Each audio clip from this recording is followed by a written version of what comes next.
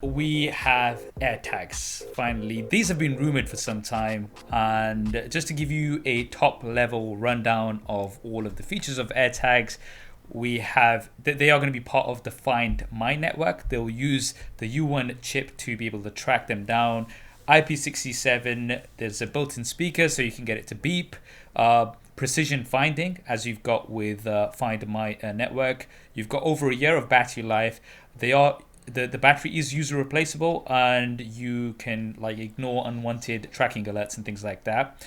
$29 each, or a 4-pack is for $99. You can pre-order on the 23rd of April, and they arrive on the 30th of April. Okay, so I mean we've used Samsung smart tags as well, which are part of the Samsung ecosystem, but these are now part of the Apple ecosystem, and I really do like the Find My feature. I know you're not a heavy Apple user, but have you ever used the Find My feature? Yeah, I have. I used it recently because I thought I left my iPhone in my Uber. It is accurate. It wasn't as accurate as I hoped it would be, but it was accurate enough to tell me where it is. But I mean, I think, just Find My features, especially on iOS devices, Apple's always done a good job year after year trying to make it just more proficient for Apple users. Yeah, so it seems, I think it's going to be very popular. I mean, people, I have a Samsung smart tag on my keys right now.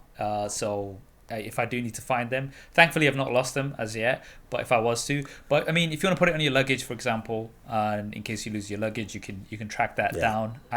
There's lots of applications for it. And there's definitely you can need track for your like husband. That. Sorry, yeah, continue. Your husband, your wife. Singala can track his many wives, so he can have one on each of his wives, so then he knows where they are at all times. Singala does not do such things. Just put it out there publicly. But yeah, so I mean, I can see it, especially the pricing, because it's not bad. I mean, $29. No, I mean, for 100. It's solid. It is solid. I mean, again, it's Apple looking at a sector of their business that they knew that they should have had. And who was the first? Tile was the first company for it. And Tile's had this for a while, and it's just one of those things where Apple is closing the ecosystem.